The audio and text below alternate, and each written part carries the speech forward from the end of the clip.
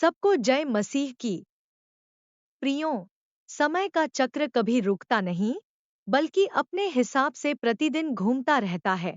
पहले दिन बीतता है, फिर महीने, उसके बाद साल बीतने लगता है। ऐसे ही समय का चक्र आगे बढ़ता है। और जब साल बदलता है तो हमारे मन में बहुत सारे सवाल उत्पन्न होते हैं कि आने वाला नया साल कैसा होगा।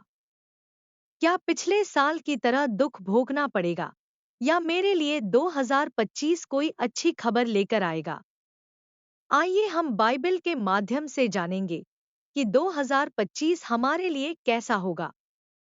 प्रियों, नया वर्ष वैसा ही होगा जैसा आप इसे बनाना चाहोगे। इसीलिए जैसा साल बदलता है, वैसे ही हमें भी अच्छे चरित्र के साथ, अच्छे विचारों के साथ और अपने लक्ष्य की ओर आगे बढ़ना चाहिए। बाइबल में भविष्य की घटनाओं के बारे में कई भविष्यवाणियां की गई हैं, जो समय और इतिहास के संदर्भ में परमेश्वर की योजना को प्रकट करते हैं। हालांकि बाइबल विशिष्ट तिथियों का उल्लेख नहीं करती, यह संकेत देती है कि मानव इतिहास में होने वाली घटनाएं ईश्वर के उद्देश्य से जुड़ी हुई है। 2025 के संदर्भ में बाइबल के संदेश को समझने के लिए हमें इसके 3 मुख्य विषयों पर ध्यान देना होगा: समय की पहचान, ईश्वर का राज्य और मानवजाति का आह्वान।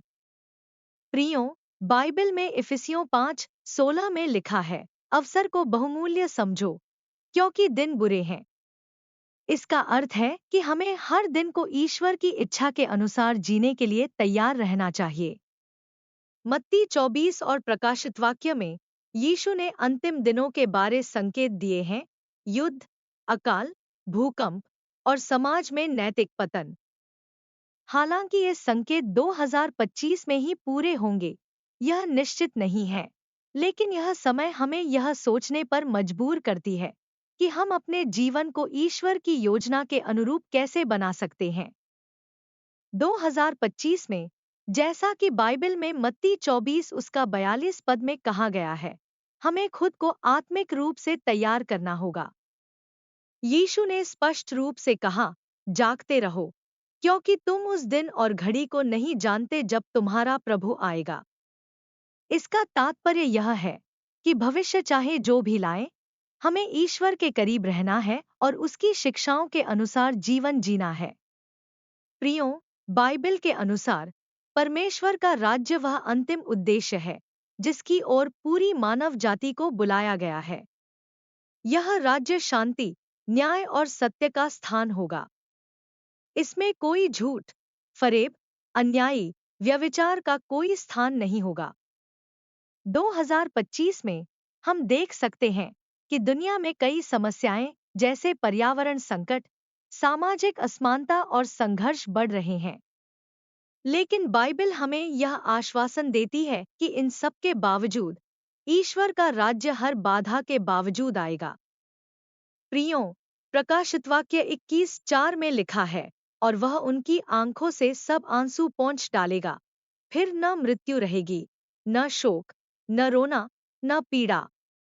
यह संदेश हमें 2025 में भी आशा रखने की प्रेरणा देता है, भले ही परिस्थितियां कितनी भी कठिन क्यों न हों। हमें यह विश्वास रखना चाहिए कि ईश्वर की योजना हर चीज से बढ़कर है। प्रियों, 2025 के लिए बाइबल का सबसे बड़ा संदेश यह है कि मानवजाति को आत्मनिरीक्षण करना चाहिए और अपने जीवन में ईश्वर की भूमिका को समझना चाहिए। मत्ती 22:37 से 39 में यीशु ने कहा है, तू अपने परमेश्वर यहोवा से अपने सारे मन, अपनी सारी प्राण और अपनी सारी बुद्धि के साथ प्रेम कर, और अपने पड़ोसी से अपने समान प्रेम कर। परमेश्वर इस वचन के माध्यम से चिताता है कि हम आत्मिक रूप से मजबूत हों और अपने आसपास की दुनिया के लिए प्रेम और सेवा का आदान प्रदान करें।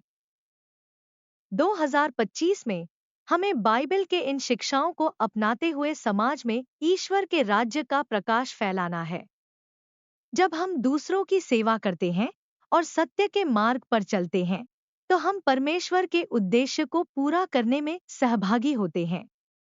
प्रियों, परमेश्वर ने हर दिन, हर महीने और हर साल को आशीष दी। बस हमें उनके बताए गए मार्ग चुनना है, चाहे कोई भी परिस्थिति क्यों न हो। हमारे लिए पूरा वर्ष आशीषों से भरा वर्ष होगा। प्रियो, इस संदेश के लिए वीडियो को एक लाइक जरूर करें, जिससे यह परमेश्वर का संदेश लाखों लोगों तक पहुंच सके। संदेश को सुनने के बाद कमेंट में आमीन जरूर टाइप करें। नया साल 2025 आपके लिए ढेरों खुशियां लेकर आए। आमीन।